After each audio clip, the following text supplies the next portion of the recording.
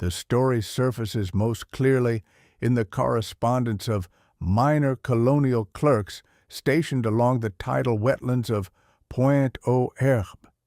Sometime in the second decade of the 18th century, long before the broader province cohered into anything resembling an organized territory. A handful of letters, preserved in brittle bundles described by archivist Henri Marchand in his treatise from the early 20th century, speak of a settlement where authority felt improvised and temporary. The writers mention shortages, fevers, and disputes that lasted for seasons, but woven between these everyday worries is a recurring reference to a figure described only as the man from the coast. That phrase, repeated in two separate inventories of punishment records, marks the earliest trace of the individual later identified as Marcus Darrow. Nothing about him appears dramatic at first glance, yet his presence hangs in these documents like a half-remembered warning. The period's scarcity of consistent record-keeping gives the early colony an eerie vagueness, but the council notes dated to the middle years of the 1710s provide a glimpse into the emotional climate surrounding Marcus's arrival. They describe strained relations between settlers and officials, all living under an unspoken understanding that violence served as the quickest method for maintaining order. Within these tense lines, one clerk mentions 20-odd souls delivered from the coast aboard a merchant bark. And although Marcus is not named outright, a later annotation by a provincial historian suggests he is among them. The impression that emerges is of a community teetering constantly between chaos and brittle control, a place where an incoming enslaved man could disappear into the noise unless fate had other intentions for him.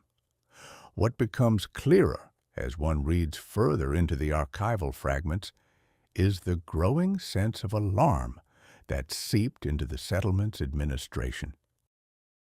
Several letters from officers stationed up the river reference the difficulty of integrating newly arrived laborers into a work system already collapsing under mismanagement.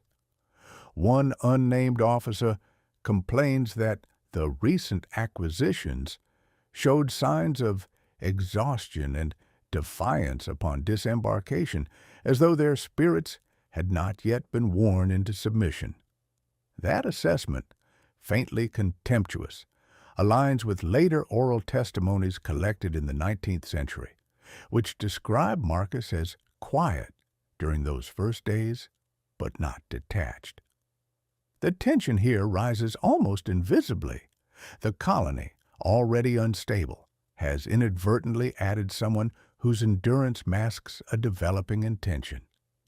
From the perspective of modern historians, the first turning point in Marcus's story lies not in anything he did, but in how the settlement perceived him. A surviving court ledger, dated around the closing months of the 1710s, lists routine disciplinary actions alongside complaints filed by plantation supervisors. One such complaint notes that a coastal man, tall and reserved, had shown an ability to follow commands while remaining oddly self-contained. That last phrase appears again in the margin notes of a later evaluator, who underlined it and added that self-containment was often misunderstood by colonial authorities as docility. Here, the stakes sharpen. Marcus is already being mislabeled, and this misinterpretation will set the stage for decisions that reshape both his life and the colony's fragile equilibrium. If we trust the secondary accounts that surface in the volumes of regional historian Lucien Artois, Marcus's early months in Pointe-aux-Herbes coincided with a period of internal fragmentation among the French administrators. Arguments about law enforcement, shortages of manpower, and disputes between merchants created a climate where unusual solutions were increasingly tolerated. This instability becomes crucial because it explains why Marcus, still a new arrival, begins appearing in administrative notes with surprising frequency. Bureaucrats were not paying attention to him out of compassion, but out of logistical desperation. With the settlement's disciplinary network stretched thin, the officials' eyes turned toward individuals they assumed would bend easily under pressure, unaware of what they were nurturing. Another packet of documents from the era, recovered from a collapsed storage house near the riverbank, reveals how Marcus's presence gradually became associated with unspoken unease among the settlers. One letter, unsigned but preserved carefully, comments on the foreigner whose silence disturbs the square, suggesting that even before any major event, he had a gravitational pull within the social hierarchy. This subtle reshaping of perception is essential. He is no longer merely a name buried in cargo manifests, but a figure whose existence provokes discomfort. The emotional tension grows as these scattered notes build toward something larger, hinting that Marcus's arrival did not fade into obscurity, but disrupted the colony's already trembling sense of order. A separate reference in a plantation ledger, dated vaguely to the middle of the 17th year of His Majesty's extended charter, notes that several laborers from the same transport as Marcus were reassigned to remote work details after a series of minor disputes. Marcus's name, written imperfectly as Marcos Darrow, appears beside a note indicating he was kept closer to the administrative center rather than sent outward. Historians have long debated whether this decision resulted from chance or deliberate observation, yet the effect remains the same. Marcus is placed within the machinery of colonial oversight rather than its outskirts. That subtle placement positions him where the settlement's anxieties and ambitions intersect. As the archival timeline unfolds, the correspondence becomes more cautious, as though the writer sensed that certain details should be softened or obscured. An officer's report describes a minor disturbance among enslaved laborers, mentioning that a new arrival had remained upright through the commotion, alert though silent. The mention is brief but revealing. It marks the earliest surviving recognition that Marcus possessed an internal steadiness distinct from fear or resignation. The colony, of course, had no vocabulary for such distinctions. Officials categorized behaviors only by their usefulness. This blindness sets the stage for the story's larger conflict, for it shows how a misread temperament can become a catalyst for unintended consequences. Later, clerical notes, possibly copied from older damaged records, hint that the newcomer's arrival coincided with growing concern about runaway attempts throughout the surrounding marshes. The marshlands had always been a refuge for those fleeing servitude, and by the late 17 teens, colonial leadership viewed every arriving shipload through the lens of security rather than labor. Marcus, still unremarked by name, is implicitly folded into this atmosphere of suspicion. Yet the notes also observe that the authorities lacked the personnel needed to monitor everyone effectively. This gap between fear and capacity deepens the stakes. The colony is stretched thin, and Marcus moves through it unmonitored far more often than they realize. The final surviving document from this early period, a damaged surveyor's journal retrieved during dredging operations in the early 20th century, offers an accidental but telling detail. The writer describes passing the central square one humid afternoon and noticing a solitary African man standing apart from the others, watching the magistrate's platform with an expression difficult to interpret. Although the name is not attached, the timeline matches Marcus's first months in the settlement. This passing observation closes the first movement of his story with a quiet escalation. A lone figure, recently uprooted, already studying the architecture of power around him. It marks the threshold between his unnoticed arrival and the colony's gradual entanglement with a man they never truly understood. The clearest early trace of Marcus Darrow's forced journey appears in a fragmented shipping manifest discovered during a cataloging project in the late 19th century, long after the coastal warehouses of Pointe aux Herbes had collapsed into silt. The manifest, dated to the early 1710s and written in an inconsistent mixture of French and Portuguese, describes a vessel carrying men of the western coast, obtained under duress. Among the 20-odd captives referenced, archivists believe Marcus was listed under a crude phonetic rendering of his name. The document's tone suggests routine commerce rather than human tragedy, but its rows of descriptions open a window into the violence that delivered Marcus to Louisiana's marshlands. The journey is not detailed directly, yet the sterile language hints at suffering. Weight tallies instead of identities, bruising noted as damage, and the unsettling absence of names for most of those transported. Another cluster of sources, largely derived from oral histories recorded a century later, describes how the captives from that voyage were marched inland toward the settlement's provisional workyards. These testimonies disagree on the precise route, but agree that the path cut through waterlogged ground and rough underbrush. It is within these recollections that Marcus's presence becomes more defined, not through dramatic acts, but through the testimonies of elderly descendants who had heard the story repeated across generations.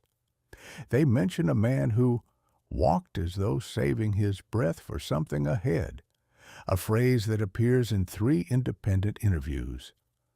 Although these accounts were collected long after the fact, the repetition suggests Marcus carried an observable determination even in those earliest days.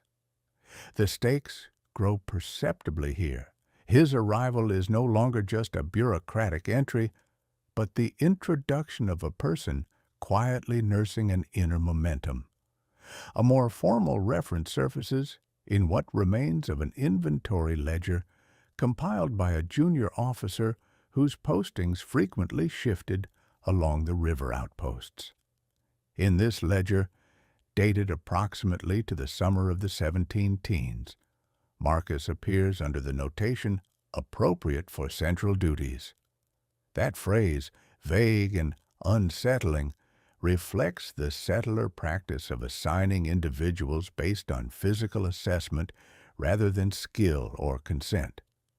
Yet for Marcus, this classification placed him nearer to the colony's administrative nucleus rather than the remote plantation fringes. The language of the ledger reveals a certain cold logic. Newcomers were categorized less for personal attributes and more for how they could reinforce the colony's fragile infrastructure. With that placement, Marcus inadvertently stepped closer to the heart of colonial authority, positioning him to witness the tensions and command hierarchies that would later shape his choices. The letters of Surveyor Etienne Marceau, held today in the regional archive at Baton Rouge, expand on the atmosphere within the settlement during Marcus's earliest weeks. Marceau writes of overcrowded storehouses, inadequate rations, and a steady stream of complaints from overseers who felt overwhelmed by the influx of newly arrived laborers. One letter mentions a quiet coastal man who seemed unshaken by the disorder and whom Marceau briefly mistook for a translator due to his calm demeanor. Though Marceau's comments are fleeting, they underscore how Marcus did not initially blend into the background as many newcomers did. Instead, he left an impression of someone absorbing the environment with careful attention. This is where the tension subtly deepens. Even before suffering the violence that would define him, he was already learning the geography of a world built on domination. Travel journals from traders passing through Pointe-aux-Herbes during those same years describe the settlement as a place where hierarchy was enforced unevenly, often improvised in response to shortages or panic. These travelers rarely mention enslaved individuals directly, but one account from a merchant named Adolphe Lemoine alludes to a group of recently transported Africans who seemed less defeated than expected. It is impossible to prove Marcus was among the men Lemoine observed, yet the timing aligns with his arrival. This outsider's observation, detached yet perceptive, adds to the narrative pressure. The colony underestimated the resilience of those it tried to break, and that miscalculation would soon reverberate through every tier of its governance. A damaged military dispatch, partially preserved due to being folded inside another officer's correspondence, provides an abrupt and chilling snapshot of Marcus's situation shortly after arrival. The dispatch notes a brief disturbance among the new laborers, describing one man who lingered on his feet despite exhaustion, and whose continued resistance required corrective demonstration. Historians widely interpret this cryptic phrase as an early instance of Marcus being singled out for punishment. What the record lacks in detail, it compensates for in implication. It marks the first documented convergence between Marcus and the colony's machinery of violence. This point escalates the stakes again, transitioning the narrative from passive arrival to the opening tremors of personal conflict. Further corroboration of this tension appears in the diaries of missionary brother Louis Pierre, whose writings, though steeped in paternalistic attitudes, contain unique descriptions of daily interactions with the enslaved population. He writes of encountering a man who bore fresh welts and a guarded expression, and while he does not name Marcus, the diary's date aligns with periods when Marcus was known to have suffered early abuses. Brother Louis Pierre's entry reveals a colony attempting to disguise its brutality behind administrative necessity, while simultaneously losing control over the consequences of its own policies. This depiction enriches the emotional undercurrent. Sympathy is absent, but observation is keen, painting Marcus as someone who refuses inward collapse even when physically broken. The oral traditions preserved among local communities along the Gulf Coast add an additional layer to this early chapter of Marcus's story.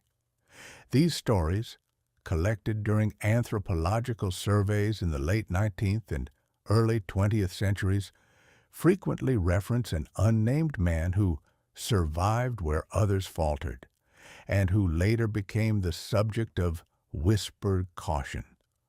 Although these accounts blur fact and folklore, they reveal that Marcus's endurance left social fingerprints that persisted well beyond the written record. This collective memory intensifies the stakes by suggesting that, from the beginning, Marcus represented more than just one individual's struggle. He embodied the colony's subconscious recognition that its violence was forging adversaries rather than eliminating resistance. A set of administrative evaluations from colonial officers, rare surviving examples of early personnel assessments, provide an unexpectedly clinical insight into Marcus's initial placement. One officer describes a newcomer who carried out assigned tasks with efficient quiet, interpreted as a sign of compliance. This misreading of silence would become a defining pattern in how the colony understood Marcus. Where they saw resignation, he cultivated strategic stillness. This misunderstanding would later shape the officials' most consequential decisions. The emotional tension here sharpens once more. The colony is beginning to project its desires onto Marcus in ways that will grant him access to spaces its leaders assume he cannot exploit. The final document relevant to Marcus's arrival comes from a near illegible page of a quartermaster's notebook, dated to the late 17 teens. It lists supplies allocated to various work crews and includes a notation about a coastal man assigned to Central Oversight rotation.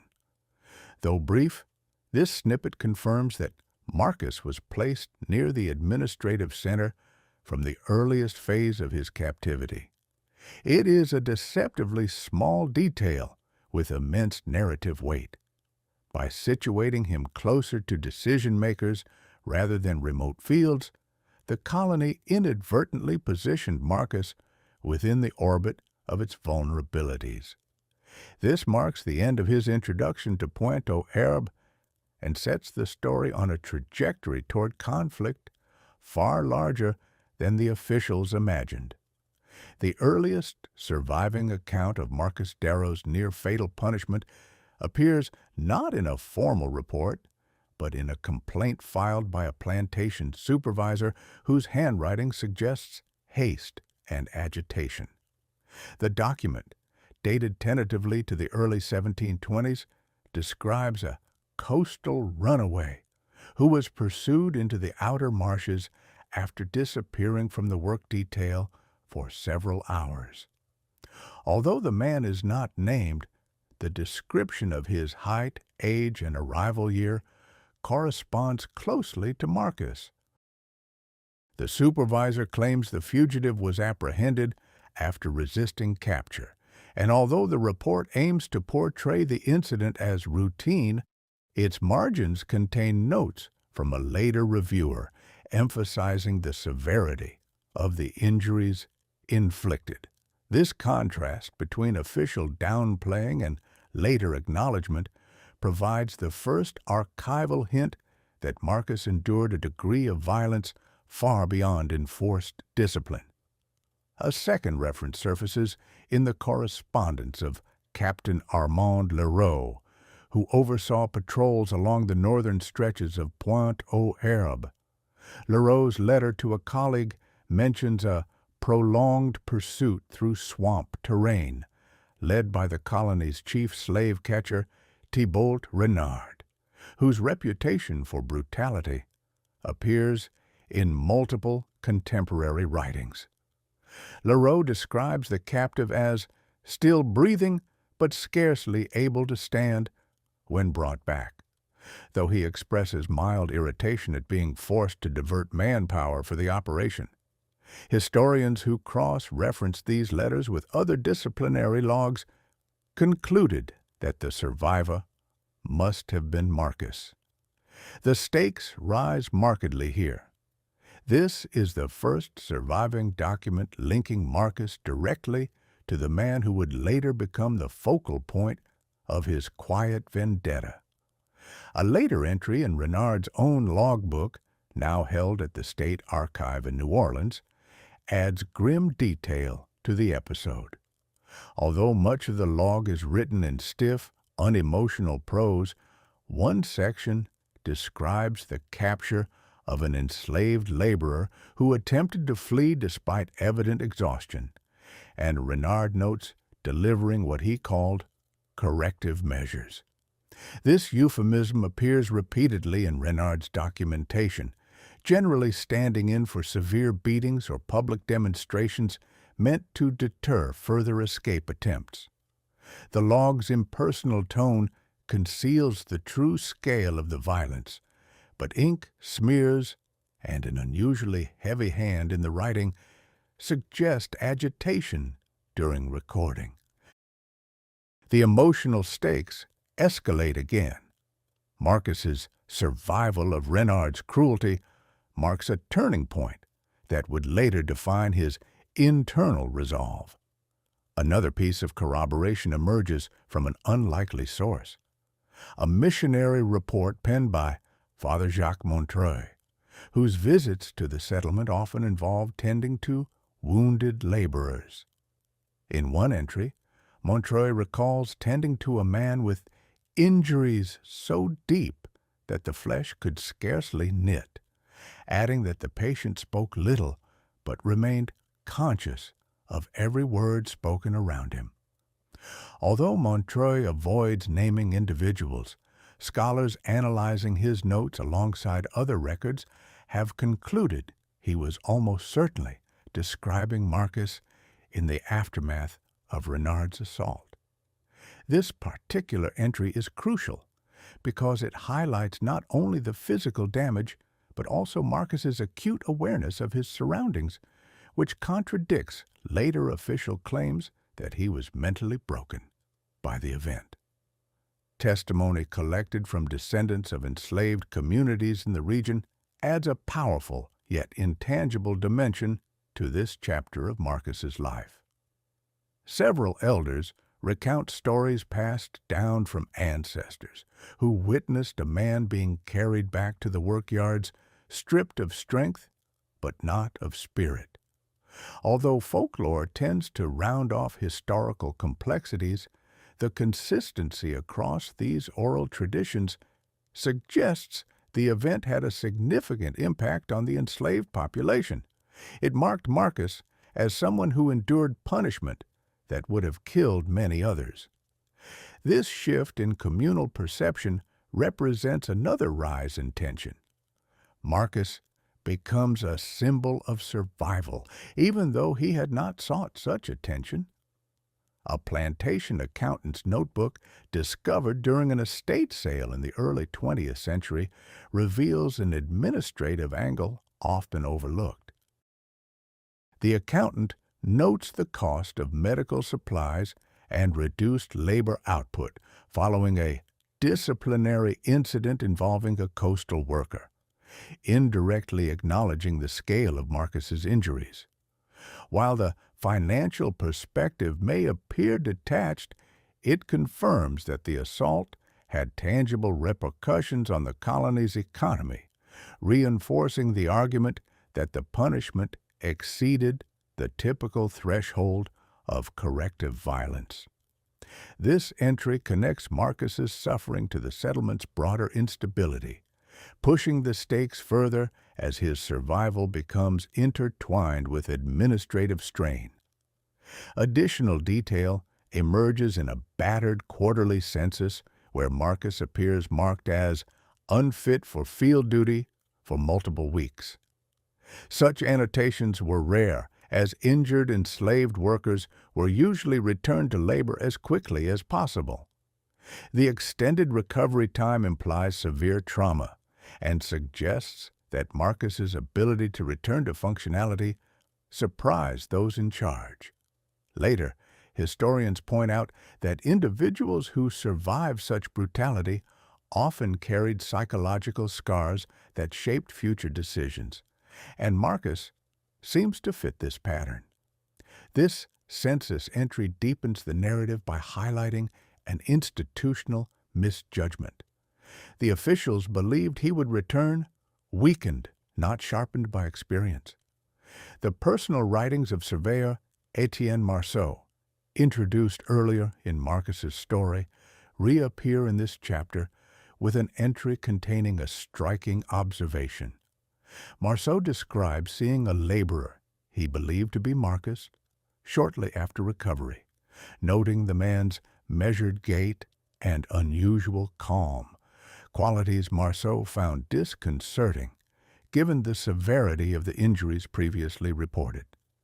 This moment serves as a subtle transition. Marcus is no longer simply a victim of colonial violence, but someone quietly reorganizing himself, absorbing everything he sees. Marceau's unease becomes a narrative signal, suggesting that Marcus's internal orientation has shifted in a way the colony is not prepared to recognize.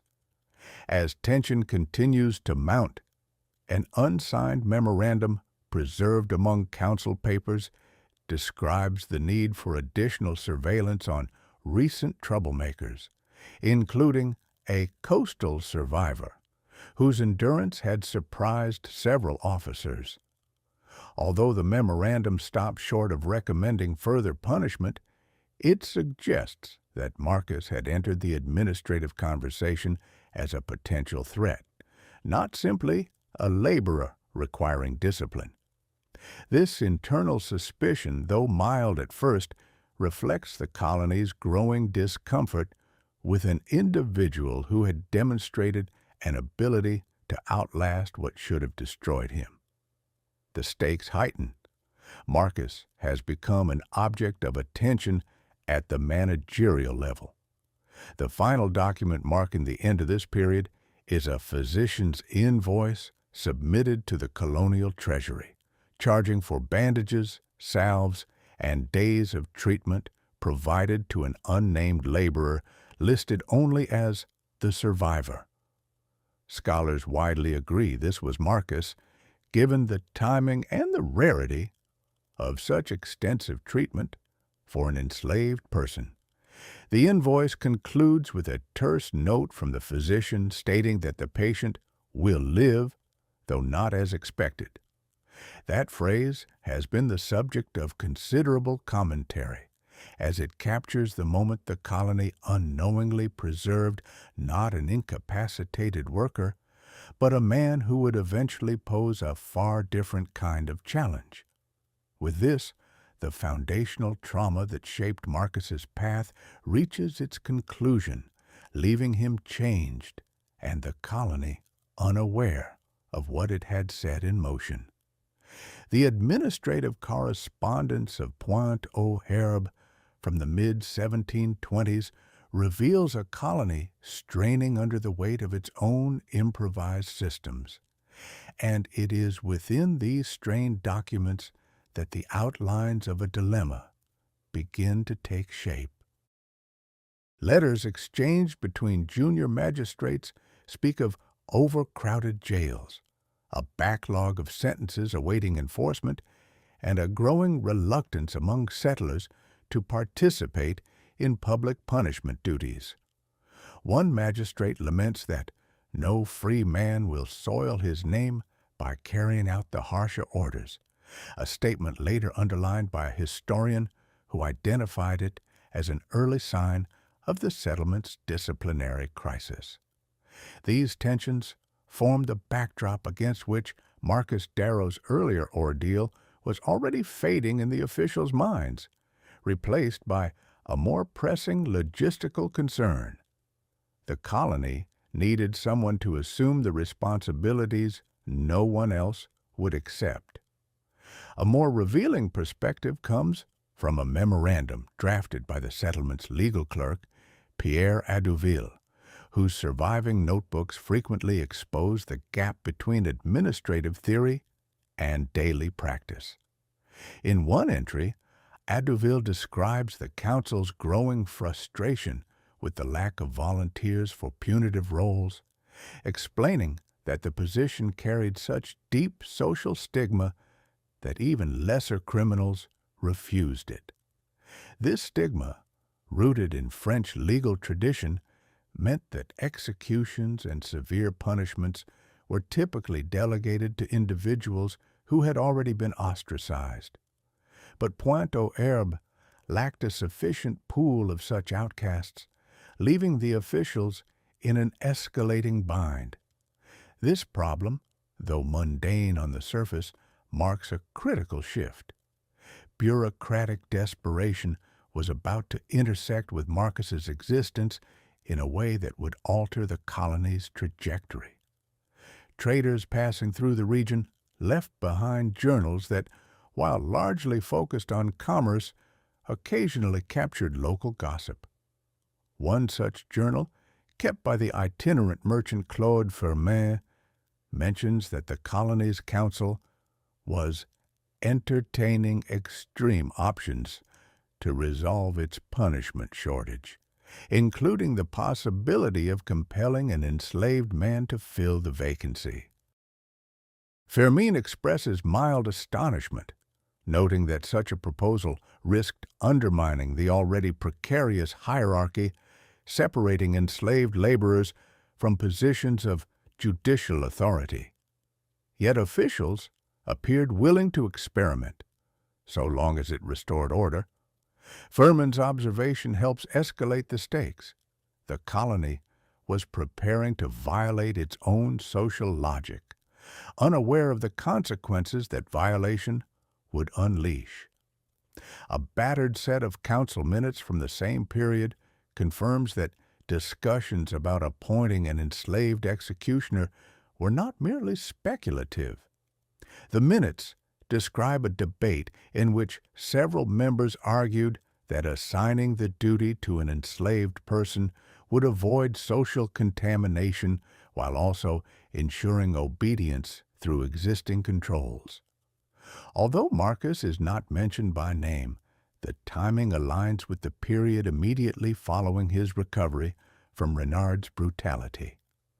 The assumption embedded in the minutes that a man who survived such punishment must have been sufficiently broken reveals how poorly the officials understood the psychological aftermath of violence. This misreading heightens the emotional tension. The colony believed it was selecting someone pliable, but it was choosing someone already in the process of rebuilding his sense of agency. Further evidence of administrative indecision appears in the correspondence of Governor General Etienne Roubier, who oversaw several scattered outposts across the lower Mississippi region. In a letter addressed to an associate in Mobile, Roubier complains that the lack of a designated executioner was causing delays in carrying out sentences mandated by royal edict. He writes that improvised punishments invite mockery and weaken the authority of His Majesty's representatives, hinting at embarrassment rather than genuine concern. This attitude, preoccupied with appearances, explains why the role became a priority, even while other urgent needs languished.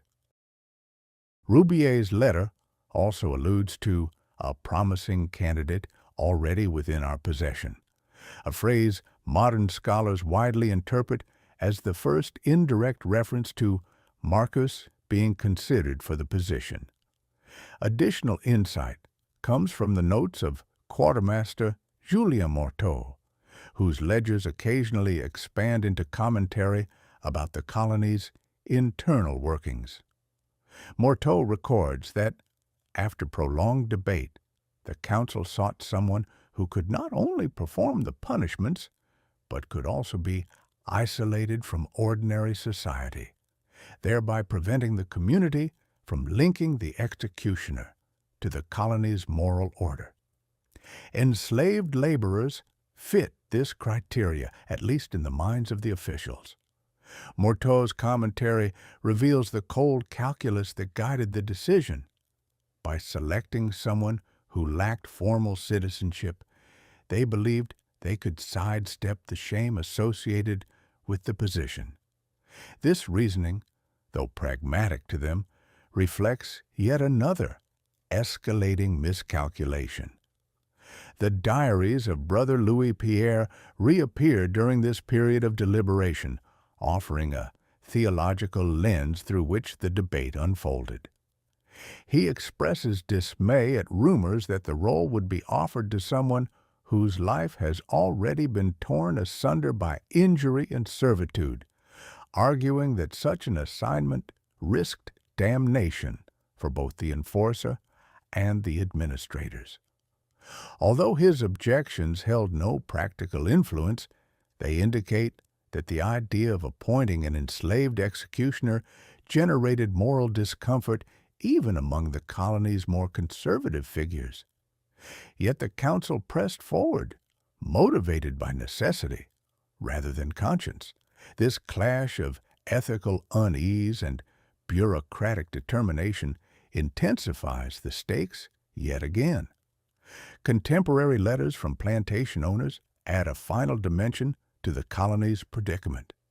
Several cite rising tensions among enslaved communities and demand harsher punishment for transgressions, complaining that delays emboldened runaways.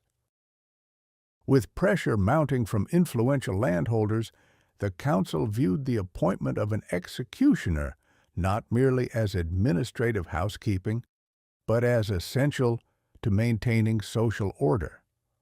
One planter's letter bluntly states that fear must be reestablished as quickly as possible, revealing the ideological foundation behind the search for a suitable candidate. This correspondence situates the colony's decision within a wider climate of anxiety, adding weight to the moment Marcus's fate becomes entangled with administrative strategy. A little-known internal report drafted by a junior advisor, recently uncovered in a private collection, provides the most explicit confirmation that Marcus himself emerged as the council's preferred choice. The advisor notes that the candidate possessed sufficient discipline, minimal ties to free society, and the resilience to withstand the demands of the role. The final criterion is especially telling. Resilience, in the context of colonial punishment, meant survival. Thus, the brutality intended to break Marcus had instead qualified him in the officials' eyes. This inversion, trauma becoming a prerequisite, marks a dramatic elevation of stakes and accentuates the colony's blindness to the consequences of its own violence. By the time the appointment was formally proposed, the settlement's records show little dissent. Marcus Darrow's history of endurance, interpreted through the distorted lens of colonial expectation, convinced the officials they had found their solution. Yet none of the surviving documents demonstrate any awareness of his inner transformation following Renard's attack. The administrators saw only an expendable laborer who fit their criteria, not a man who had already begun reevaluating the structures that held him captive. With the conclusion of these deliberations, the foundation is laid for the offer that would redefine Marcus's future and steer the colony toward a confrontation it never anticipated. The surviving council decree that formalized the offer to Marcus Darrow appears in a weather-stained folio preserved in the Pointe-aux-Herbes Colonial Archive, bearing a date estimated to fall in the early 1720s. The decree outlines in restrained legal language the terms under which an enslaved man could assume the role of executioner: conditional freedom, extended movement through administrative zones, and exemption from plantation labor. Although Marcus is not named in the opening lines, the appended notes specify the coastal man recently proven resilient, leaving little doubt as to the intended recipient. The officials framed the offer as an act of pragmatic generosity, confident they were granting an opportunity too valuable to refuse. Yet this confidence reveals a miscalculation, for they assumed freedom would act solely as a leash rather than a key. A companion document drafted by legal clerk Pierre Edouville expands on the council's rationale, describing the offer as both a reward and a safeguard. Adouville writes that by promising freedom upon satisfactory service, the administrators believed they could bind the appointee's loyalty while relieving themselves of shame associated with the office. Adouville's tone suggests admiration for the supposed elegance of the arrangement, as though the colony had finally stumbled upon a stable solution to its disciplinary crisis. The emotional undercurrent, however, is one of misplaced certainty. Officials assumed Marcus's suffering had erased ambition, rather than shaped it into something sharpened and intentional. The record of Marcus being summoned for the proposal survives only in fragments, reconstructed from depositions taken decades later during a territorial inquiry. Witnesses recalled a meeting held inside the council hall where Marcus was informed of the duties attached to the position and the conditional freedom he would receive. One testimony claims he stood silently throughout, neither accepting nor rejecting the offer until the final moment. This silence was interpreted by the officials as gratitude or awe, but scholars argue it more likely masked calculation. Here, the stakes escalate. Marcus recognizes the offer not as salvation, but as leverage, a narrow channel through which he might reclaim agency. Further insight into Marcus's reaction appears in the recollections of Brother Louis Pierre, who noted that Marcus visited the mission house shortly after the council meeting. According to the diary entry, Marcus asked only a single question about the moral implications of carrying out the colony's harshest judgments. The brother interpreted this as fear of eternal consequence, but modern historians suggest it reflected a more secular concern. Marcus was assessing the limits of the role, its risks, and its strategic value. This interaction signals a subtle but decisive shift. Marcus is no longer merely enduring the colony's decisions. He is beginning to measure their potential utility. A plantation steward's ledger, unexpectedly relevant to this moment, records that Marcus's labor assignments abruptly ceased the day after the council's offer. The steward expresses irritation at losing a reliable worker, but the notation also implies that the officials moved quickly to isolate Marcus from plantation authority. Once again, they interpreted compliance as a sign of predictability. In reality, this removal from overseer control granted Marcus the freedom to observe and move in ways previously unavailable to him. The tension increases. The colony is unintentionally broadening the scope of his world rather than shrinking it. Contemporary letters from Governor General Etienne Roubier add yet another layer as he praises the council's decision in communication with officials in distant outposts. Roubier writes that offering freedom in exchange for service aligns with precedents from other French territories, citing examples from the Caribbean where similar arrangements had been attempted.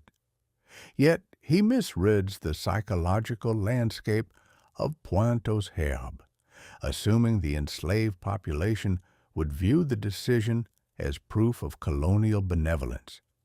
Instead, oral histories collected centuries later paint the response differently.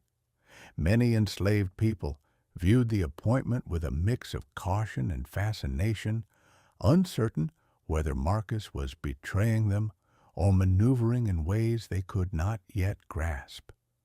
Merchant journals from the period reflect the spread of rumors surrounding the appointment. Traders passing through Pointe-aux-Herbiers wrote of an enslaved man being offered conditional freedom in exchange for undertaking the settlement's most feared duty. These accounts describe settlers debating whether the council had erred by granting too much authority to someone outside the free class. While the tone of these journals varies, from disdain to apprehension, they collectively indicate growing unease, suggesting that Marcus's acceptance of the offer disrupted the colony's already fragile social equilibrium. This marks another escalation. Marcus's decision reverberates beyond bureaucracy, unsettling the community at large. In the midst of this expanding tension, a rare first-hand remark attributed to Marcus appears in the Journal of Surveyor Etienne Marceau. Marceau recounts encountering Marcus near the central square and asking whether he understood the burden of his new position. According to the journal, Marcus replied only, "I understand what they think this will make of me." The brevity of the statement intrigued Marceau, who wrote that he sensed resolve rather than resignation in the man's demeanor. This moment captures the pivot between Marcus's coerced past and his emerging autonomy, signaling a deeper intention forming beneath his measured exterior. A quartermaster's requisition ledger shows practical preparations taking place shortly after Marcus agreed to the terms. Supplies for the executioner's station were ordered, implements, restraints, and cloth, suggesting that the colony had begun reorganizing its punitive infrastructure around him. The officials believed they were constructing a controlled environment in which Marcus would operate under tight supervision. Yet these very preparations granted him access to areas of the settlement previously closed to him, expanding his knowledge of its vulnerabilities. This administrative transition subtly shifts the narrative forward. The colony equips Marcus with tools while failing to see how extensively those tools could reshape his future. The final surviving document associated with Marcus's acceptance is an attestation signed by 2 council members confirming that he agreed to serve for an indefinite term in exchange for eventual freedom. The attestation concludes by noting that Marcus expressed no objection and demonstrated full comprehension of the council's expectations.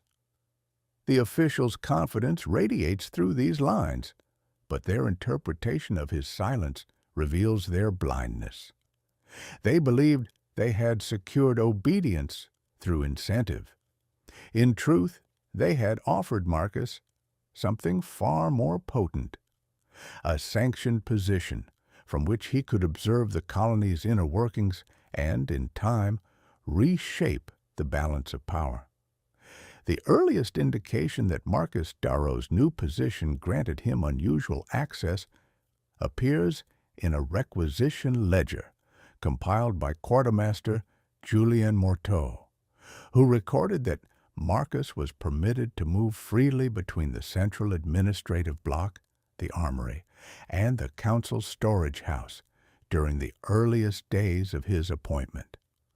Morteau's notes, though strictly logistical, reveal that Marcus's duties required him to traverse spaces typically barred to enslaved laborers. This widening of his physical range not only altered his daily routines, but exposed him to the rhythms and weaknesses of the colony's governing apparatus.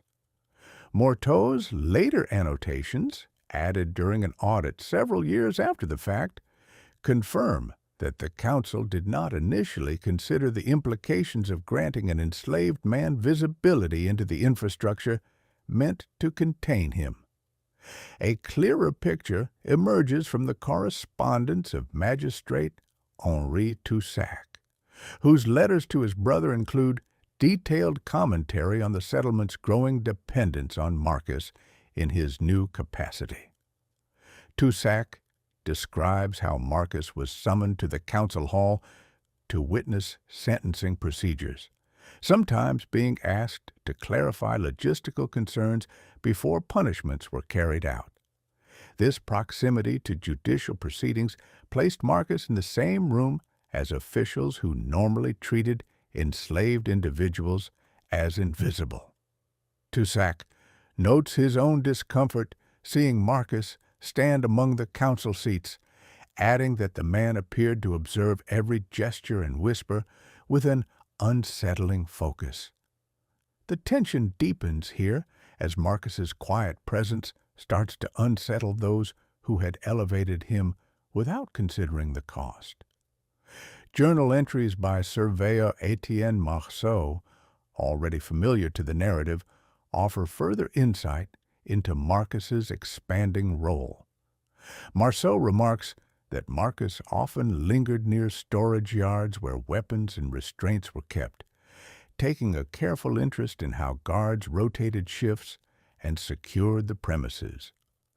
Although Marceau assumed this vigilance reflected anxiety about performing his duties correctly, modern historians argue that Marcus was studying the practical mechanics of the colony's coercive tools. Marceau's unease, described across several entries, reinforces the sense that Marcus was no longer merely reacting to circumstances, but beginning to map the internal machinery of the world that confined him. An extensive financial report compiled by Governor-General Etienne Roubier documents the reorganization of punitive responsibilities following Marcus's appointment. Roubier praises the efficiency gained by centralizing these duties under a single, reliable individual, and notes that Marcus's performance allowed other officials to redirect their energies toward commercial affairs. This administrative praise, however, obscures an unintended consequence. Marcus's integration into the colony's operational flow meant he gained first-hand knowledge of how information traveled, who held authority over which domains, and where the vulnerabilities lay.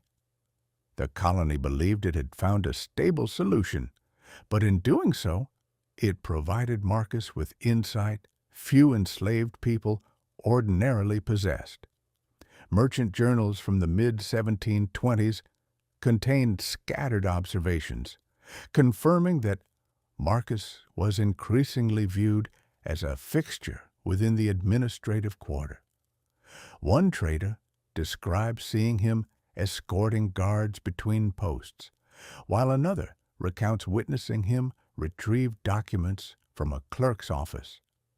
Such anecdotes paint a picture of a man who moved through official spaces without the usual barriers imposed on enslaved individuals.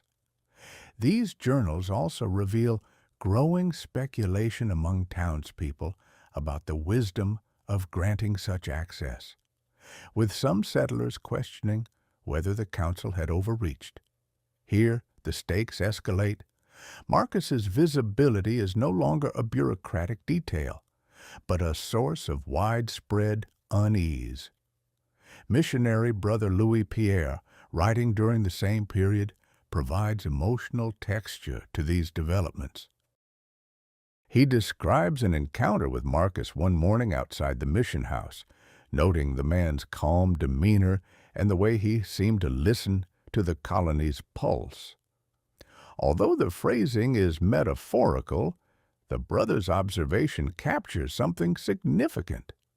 Marcus was beginning to understand how the settlement lived, faltered, and whispered to itself. While the brother viewed this with curiosity, the reflection intensifies the narrative pressure, as it reminds us that Marcus's mind, sharpened by trauma, was absorbing information that the officials assumed would pass unnoticed. The administrative minutes for a disciplinary review offer additional confirmation that Marcus's role was becoming increasingly embedded in the colony's decision-making. During the session, one official proposed restricting Marcus's movement after noticing his frequent presence in restricted areas, but others argued his responsibilities required unrestricted access. The debate concluded with expanded permissions rather than limitations, effectively granting Marcus greater freedom than before. This moment marks another layer of escalation. The colony, fearful of losing efficiency, prioritizes convenience over caution, inadvertently increasing Marcus's strategic potential. A rare personal letter from a colonial guard, discovered decades later in a family collection, describes how Marcus began to interact cautiously with soldiers assigned to escort him during punishments. The guard notes that Marcus often asked practical questions about terrain, schedules, and routes, attributing the inquiries to nervousness. In retrospect, historians interpret these conversations as deliberate attempts to gather information. The guard's letter reveals a telling detail. Marcus seldom spoke unnecessarily, yet when he did, his questions were precise. This sharpening of intention underscores the deepening stakes, showing how Marcus quietly extracted knowledge from those who believed they held authority over him. Plantation overseers, though largely removed from Marcus's daily activities, occasionally included remarks about him in their reports. One overseer commented that the enslaved population viewed Marcus with a mixture of awe and uncertainty, unsure whether he had risen above them or entered a dangerous new realm. This perception mattered because it shaped how information flowed back to Marcus. Enslaved individuals who trusted him shared details about overseers' habits, guard routines, and whispers of discontent. These fragments of intelligence, recorded indirectly through overseer complaints, reveal how Marcus began weaving together disparate strands of knowledge from across the colony. The final record marking this stage appears in a civil inventory of the council hall, noting that Marcus had been granted keys to 2 administrative storage rooms. Though brief, this notation is profound. It signifies not only trust, but access to spaces containing weapons, records, and materials needed for punishment. Scholars have commented that this moment represents the colony's gravest oversight. In attempting to solve a logistical problem, they placed critical resources in the hands of a man they believed bound by gratitude and fear. Instead, they provided Marcus an aperture through which he could observe the weaknesses of those who had once nearly killed him. With this, his ascent into the colony's operational core is complete, setting the stage for the quiet calculus that will define his next steps. The earliest hint that Marcus Darrow began focusing on specific individuals rather than the colony system as a whole appears in the private notes of Magistrate Henri Toussac, who recorded an offhand remark about Marcus asking careful questions regarding former patrol rosters. Toussac dismissed these inquiries as attempts to understand procedure, but the timing of the note aligns with the return of several overseers and hunters who had been reassigned after violent incidents earlier in the decade. Historians examining the document argue that Marcus was not interested in protocol, but in locating the men connected to his earlier suffering. The shift is subtle but crucial. Marcus's attention narrows from institutional structures to the human instruments of the colony's brutality, marking the beginning of a new phase in his quiet preparation. A more explicit reference emerges from a folded letter written by a colonial guard named Remy Chauvel, who mentioned seeing Marcus pause during an escort duty to watch a returning patrol unit. Chauvel notes that Marcus seemed to recognize someone among the riders, though he could not identify who. Modern scholars believe this moment marks Marcus's first sighting of Thibault Renard, since the beating that nearly killed him. Chauvel's account, though brief, suggests a charged moment disguised beneath Marcus's outward calm. This undercurrent heightens the stakes. The man who embodied Marcus's trauma has re-entered his line of vision, transforming abstract preparation into something sharpened and personal. Further confirmation appears in the plantation registry of overseer Augustin Delorme, whose ledger includes a complaint about an enslaved man, almost certainly Marcus, lingering along the western boundary near Delorme's property. Delorme, unaware of Marcus's expanded mobility, interpreted this presence as an attempted violation of territory. However, cross-referencing dates reveals that Delorme was among the overseers implicated in Marcus's failed escape years earlier. The registry entry becomes more telling when read alongside Delorme's later letters, which express anxiety about being targeted by discontented elements. This connection deepens the narrative tension. Marcus is mapping the locations of his past tormentors with increasing precision. A missionary diary by Brother Louis Pierre offers unexpected insight into Marcus's mental state during this period. The brother recalls a conversation in which Marcus asked whether forgiveness required accepting injustice without memory. Louis Pierre interpreted this as a theological question, but the phrasing suggests Marcus was contemplating the nature of retribution. This diary entry becomes significant because it captures Marcus articulating, albeit indirectly, the conflict between moral doctrine and lived experience. The stakes escalate here. Marcus is no longer merely gathering intelligence, but internally defining what justice means within the violent world imposed upon him. The correspondence of trader Claude Firmin includes a passage noting local rumors about Marcus quietly visiting remote work sites under the pretext of observing punishment structures. Firmin writes that several settlers began whispering that Marcus was taking too much interest in old grievances. Although the rumors are imprecise, they reveal community suspicion that Marcus's movements had grown too deliberate. Firmin's remark underscores a looming risk. Marcus's surveillance of those who wronged him is becoming noticed, even if the observers misinterpret his intent. This introduces a mounting sense of danger as Marcus's reconnaissance approaches visibility.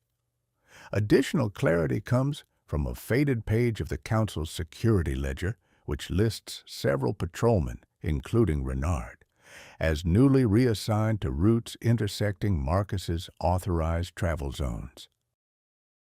The ledger's compilers saw this overlap as administrative convenience, yet in practice it brought Marcus into regular proximity with individuals tied to his trauma. Modern historians note that this convergence was entirely accidental, a byproduct of bureaucratic efficiency. Nonetheless, the effect was dramatic. Marcus could now observe Renard and the overseers without arousing suspicion, allowing him to study their patterns with an intensity he had previously reserved for the colony's structural weaknesses. A scrap of testimony collected during a 19th century oral history project offers a striking perspective. One elder recounted that her ancestor witnessed Marcus standing silently outside the barracks, watching Renard dismount after a long patrol. According to this account, Marcus's expression was unreadable, but his stance suggested recognition. Although difficult to verify, the testimony aligns with documented troop movements at the time and reinforces the interpretation that Marcus was steadily closing the gap between memory and opportunity. The emotional stakes intensify. he is no longer merely haunted by the men who almost killed him. He is actively positioning himself within reach of them. The plantation overseer's quarterly council, whose minutes were partially preserved, contains a revealing exchange in which several overseers express concern about increasing attention from the executioner. The minutes show confusion among the council members, many of whom had assumed Marcus remained detached from plantation operations. This mismatch between perception and reality highlights the colony's ongoing misinterpretation of Marcus's motives. The overseers sensed danger without understanding its origin, escalating the narrative tension as Marcus's intentions continued to outpace the colony's ability to interpret them. A small ledger, kept by a storage yard supervisor, includes an overlooked yet crucial entry noting that Marcus asked several questions about the schedules of supply caravans that frequently passed near plantation boundaries. The supervisor interpreted the questions as curiosity about timing for punishment duties, but in retrospect, they suggest Marcus was constructing a mental map of when his former tormentors would be most isolated. The detail underscores his growing sophistication. He was no longer gathering isolated facts, but assembling a mosaic of vulnerabilities and patterns. This deepens the stakes as Marcus shifts from passive observation to active strategy. The final document marking this stage of Marcus's progression is an unsigned list of potential risks prepared by an unknown council scribe. Among the items is a cryptic line. Executioner displays unusual familiarity with certain patrolmen. Though the note lacks context, historians agree it reflects the first official unease regarding Marcus's focused attention on Renard and the overseers. The scribe's vague phrasing suggests uncertainty rather than accusation, yet it proves that Marcus's quiet assessment of his adversaries had begun to register within the administrative consciousness. With this, the colony unwittingly acknowledges the emerging danger, even as Marcus continues to refine his understanding of the men who once left him for dead. The clearest indication that Marcus Darrow began waiting for exploitable mistakes rather than forcing decisive action appears in a memorandum drafted by Magistrate Henri Toussac, who complained that patrolmen had grown lax in their duties during the humid months of the late 1720s. Toussac notes that several guards regularly abandoned their posts to drink at riverside taverns, leaving gaps in surveillance that might invite undesirable behaviors. Although Toussac framed this as a general concern, the dates align precisely with Marcus's increased movement through the administrative quarter. His duties required nighttime travel between holding cells and council spaces, giving him opportunity to observe the colony's fluctuating watchfulness. This evolving awareness marks a shift. Marcus was no longer only identifying individuals tied to his suffering, but also studying the patterns of neglect surrounding them. A journal kept by trader Claude Firmin offers a separate perspective on the colony's deteriorating discipline. Firmin describes overhearing guards boast about abandoning their patrols early or sleeping through the final hours of their shifts. One entry recounts a drunken overseer bragging that he often wandered alone through the cypress groves after dark, confident no one would challenge him. Firmin found these disclosures alarming, but to Marcus, such admissions represented openings. Historians interpret this period as the moment when Marcus's strategic patience crystallized. He saw that the colony's supposed mechanisms of control were riddled with complacency, transforming what once felt like an impenetrable structure into a landscape of vulnerabilities. Brother Louis Pierre's diary adds another layer by describing nighttime sounds echoing across Pointe-aux-Herbes, shouts from distant work sites, quarrels among patrolmen, and the occasional whistle signaling a missing guard. He notes encountering Marcus moving silently across the square during these hours, explaining that the executioner seemed to track the settlement's rhythms better than those charged with overseeing it. The brother assumed Marcus was unsettled by his new responsibilities, but his description unintentionally underscores Marcus's growing mastery of the colony's behavioral cycles. The stakes escalate here. Marcus is not reacting to disorder. He is cataloging it, identifying the exact moments when his adversaries let their guard drop.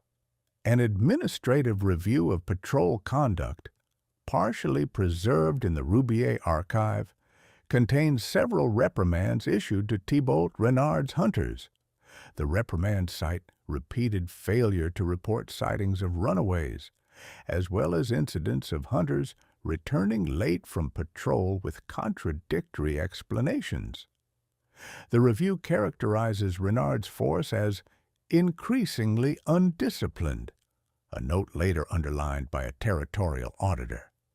This record is significant because it reveals that Renard, Marcus's chief tormentor, was operating with reduced oversight at precisely the moment Marcus was refining his understanding of weaknesses within the patrol structure.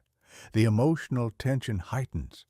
The man who once held absolute power over Marcus is now drifting into carelessness.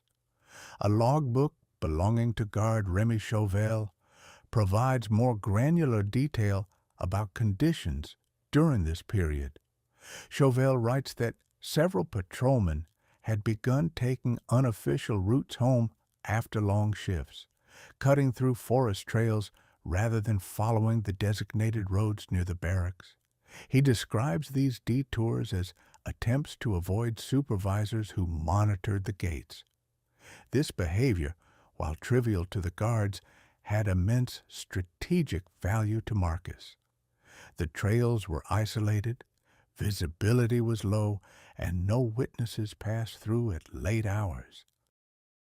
Chauvel's entries, though mundane, marked the moment Marcus began identifying not only weaknesses, but also the precise circumstances under which isolated encounters could occur.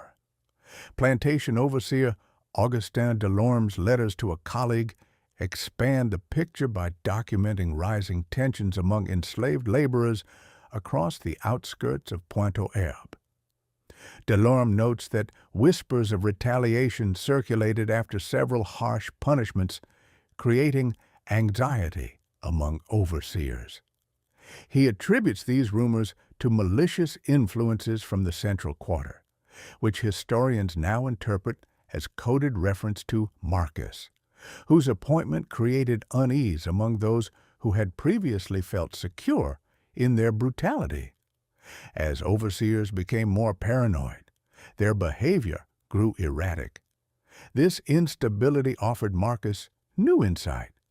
Fear disrupted their routines, making them even more prone to mistakes he could exploit. A rare civilian complaint filed by a merchant widow named Colette Demaitre sheds further light on the colony's unraveling discipline. She writes that Renard and two hunters frequently visited her storehouse while intoxicated, leaving weapons unattended and arguing loudly about past pursuits. Her complaint, though centered on property disturbance, reveals how frequently Renard exposed himself in unsupervised spaces. Scholars describe this as a turning point. Marcus observed that the man who once represented merciless control had slipped into predictable carelessness, making him vulnerable in ways unthinkable during earlier years. Here, the stakes climb again, as Marcus's patience converges with Renard's decline. An unsigned operational note in a council ledger records that Marcus had begun requesting detailed schedules for punishment assemblies, often insisting he needed precise timing to prepare materials. The officials interpreted these requests as professionalism. Yet, when cross-referenced with patrol rosters, historians found that Marcus routinely positioned himself near locations where guards transitioned between posts. The overlap appears too consistent to be coincidence. This behavior indicates deliberate planning. Marcus was timing his own movements around the colony's natural lulls, confirming which guards drank, which wandered, and which abandoned duties entirely. A missionary report from Father Jacques Montreuil introduces another striking observation. He recalls Marcus telling him that timing governed every decision in a place where men believed themselves ungovernable. Although Montreuil took this as philosophical reflection, the comment reveals Marcus's internal framework. He understood that revenge attempted too early would expose him, while revenge attempted too late would lose its force. This articulation of patience highlights the sharpening of Marcus's intent. The emotional tone intensifies. The man forged by suffering is no longer merely enduring. He is aligning his future actions with the colony's predictable cycles of negligence. The final document signaling the completion of this preparatory phase is a supply inventory showing that Marcus began scheduling his tasks during shifts handled by guards known for unreliability. The inventory contains a clerk's marginal note remarking that Marcus prefers the quieter hours, unaware that these were precisely the hours when discipline disintegrated. Scholars widely interpret this pattern as evidence that Marcus had finished gathering information and was waiting only for the right convergence of isolation, opportunity, and proximity to those who harmed him. With the colony drifting deeper into complacency, the tension reaches its sharpest point yet. Marcus has identified multiple pathways toward retribution, and the moment to act is drawing near. The first indications that Marcus Darrow's public duties had begun shaping a dual reputation appear in the correspondence of Magistrate Henri Toussac, who recorded that several settlers expressed unease at Marcus's unwavering composure during punishment assemblies. Toussac claims that Marcus carried out every sentence with no visible tremor, a trait the magistrate interpreted as discipline. Yet archival scholars argue that Marcus's restraint functioned as a deliberate mask, allowing him to perform brutality without revealing the internal calculations driving him. This divergence between what the colony believed and what Marcus intended becomes essential. The role designed to neutralize him instead provided a stage from which he could study authority while appearing to embody its expectations. A ledger maintained by Quartermaster Julien Morteau offers further insight into how Marcus's routine actions reinforced official trust. Morteau notes improvements in the timeliness of punitive proceedings, crediting Marcus for efficiently coordinating guard rotations and preparing necessary devices. These commendations reflect the administrator's growing reliance on him, but they also reveal a broader misunderstanding. Marcus's careful execution of duties was interpreted as proof of loyalty. In reality, these tasks granted him deeper access to restricted areas and allowed him to observe the nervous habits of overseers and guards who knew their own cruelty could at any moment, be mirrored back at them. The stakes rise here. Marcus's expertise becomes indistinguishable from obedience. Testimony collected during an early 19th century oral history project shows how the enslaved community interpreted Marcus's position much differently from the officials. Several narrators claim their ancestors viewed him not as a collaborator, but as someone walking a narrow edge between servitude and resistance. One storyteller described Marcus as a man who listened more than he spoke, but whose silence carried meaning. These recollections capture the tension that surrounded him. He appeared to be enforcing the colony's harshest mandates, yet he moved in ways that suggested hidden purpose. This duality elevated both his perceived danger and his symbolic weight within the enslaved population. The diary of missionary Brother Louis Pierre documents several encounters that reveal how firmly Marcus maintained emotional distance. In one entry, Louis Pierre recalls urging Marcus to show compassion during grim tasks, only to be met with a measured reply. A task done without feeling cannot be corrupted by it. The brother interpreted this as spiritual despair, but historians argue it reflects a disciplined separation between Marcus's public role and private motives. His lack of visible emotion unnerved observers precisely because it denied them any predictable sense of what lay beneath. Here, the tension escalates. Marcus's calm becomes its own instrument, shielding intent behind impenetrable self-control. A set of unsigned council notes discovered in a damaged storage chest hints at growing administrative admiration for Marcus's reliability. Several officials praised his punctuality and the absence of disciplinary issues under his supervision, suggesting that his presence had stabilized the colony's punitive order. Yet nearby, in the same set of documents, guards reported feeling unsettled by Marcus's silence during preparations, claiming he watched everything as though memorizing it. These conflicting impressions reveal a widening gap between how Marcus was valued by authorities and how he was perceived by those who interacted with him closely.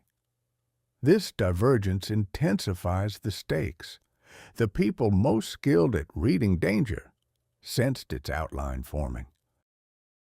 Merchant journals from the period add another dimension, describing how settlers began stepping back when Marcus passed through the square, as if his role carried an aura of ill fortune. One trader writes that even children avoided crossing his path, while others whispered that the executioner did not blink even when the whip cracked. Such observations contributed to Marcus's mythic image, a mixture of fear and fascination. Yet these rumors also served Marcus in a practical sense. They reduced casual scrutiny. The colony's own superstition created a buffer around him, providing space for his private evaluations to continue uninterrupted. A patrolman's letter to his cousin further confirms that Marcus's presence exerted psychological pressure on those responsible for enforcing discipline. The patrolman describes feeling examined whenever Marcus observed him securing prisoners, noting that the executioner's gaze made him reconsider shortcuts or lapses in procedure. While this discomfort rankled the patrolman, it demonstrates Marcus's growing influence over the men whose authority once felt absolute. The stakes shift here. Marcus is subtly destabilizing the overseers through nothing more than silent attention, revealing how the colony's fear of him has begun to corrode its own command structure. An entry in Etienne Marceau's journal captures perhaps the most revealing moment of this period. Marceau recounts witnessing Marcus pause after carrying out a sentence, staring not at the punished individual, but at the line of onlookers. Marceau describes a calm scrutiny that made several settlers avert their eyes. Though Marceau does not speculate on the meaning, historians argue that Marcus was studying the audience itself, evaluating who reacted with cruelty, who with discomfort, and who avoided the spectacle altogether. This observation widens Marcus's understanding of the colony's moral fractures, further enriching the map he was assembling in his mind. A plantation overseer's quarterly report includes complaints that Marcus's presence during certain inspections agitated laborers, who interpreted his arrival as a signal of escalating punishment. The overseer remarks that the executioner's shadow disrupts order even when no lash is raised. Though intended as criticism, the report inadvertently recognizes Marcus's expanding psychological footprint. His role had evolved beyond procedural enforcement. It now shaped behavior in spaces far removed from the central square. This ambient influence forms yet another layer of leverage, one the colony failed to recognize as a precursor to deeper disruption. The final document illuminating this phase is a council memorandum asserting that Marcus's unshakable demeanor made him ideal for additional responsibilities related to prisoner management. The council believed they were rewarding dependability. In reality, they were granting Marcus unmonitored access to individuals who carried news, confessions, and grievances, voices that revealed fractures within the colony's hierarchy. This moment completes Marcus's transformation from a coerced participant in the colony's violence to a quiet arbiter of its stability. As the administrators expanded his authority, they also sharpened the tools he would eventually turn toward confronting those who once left him for dead. The earliest document marking the return of Thibault Renard to the vicinity of Pointe aux Herbes is a patrol roster preserved in the Roubier archive, dated to the late 1720s. The entry indicates a reassignment of Renard and several hunters to the southern marsh routes after a series of thefts disrupted trade lines near Bayou Chinchuba. Although the roster lists only logistical details, its date coincides exactly with the period in which Marcus Darrow had refined his observational routines. Historians reviewing this convergence note that Renard's reappearance within the settlement's central orbit shifted Marcus's quiet surveillance into a new phase. The man who symbolized the colony's earlier cruelty was no longer a distant memory. He had returned, moving once more through the spaces Marcus now navigated with near-complete freedom. A merchant journal belonging to Claude Firmin adds emotional texture to Renard's return. Firmin describes a tense scene at the Riverside Tavern where Renard bragged loudly about his renewed authority over patrol operations. Several settlers reportedly reacted with unease, remembering the severity of his methods during earlier years. Firmin notes that the atmosphere in the tavern tightened the moment Renard entered, suggesting that his presence unsettled not only the enslaved population, but free settlers as well. This widespread discomfort underscores the stakes. Renard brought with him the old violence of the colony's formative years, reintroducing a charged dynamic into a settlement already destabilized by complacency. Further confirmation of Renard's presence appears in the diary of Brother Louis Pierre, who writes that he encountered the former hunter whose reputation casts a long shadow. Although the brother avoids naming Renard directly, his description matches contemporary accounts of the man's imposing behavior.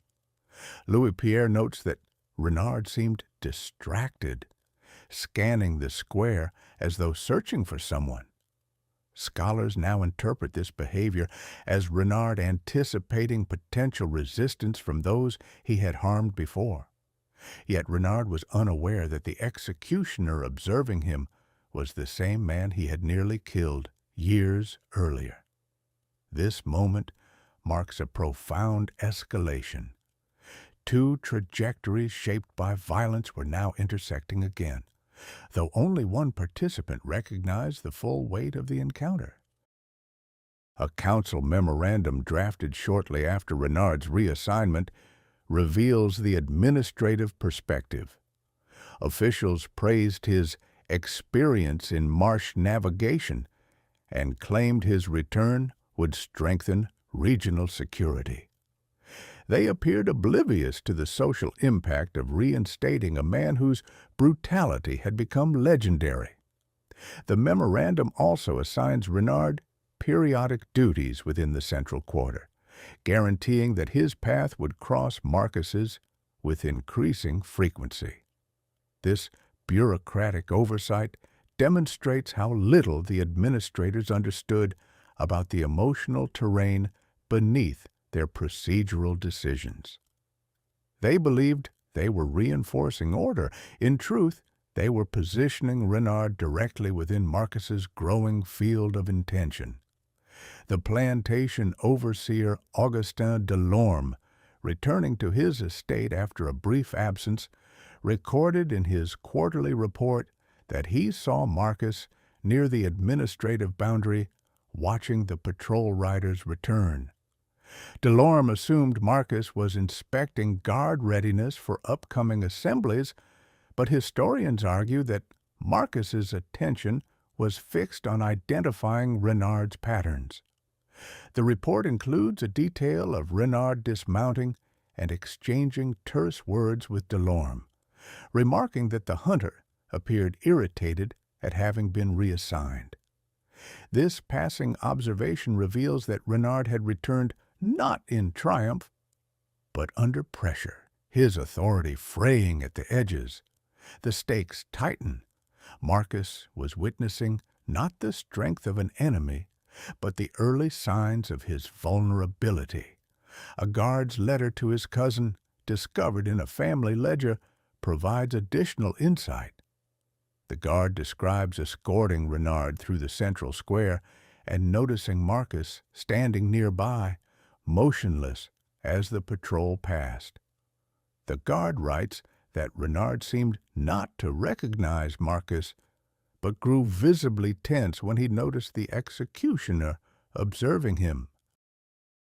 The letter characterizes Renard's reaction as a flinch hidden beneath bravado, an interpretation supported by other accounts from the same period.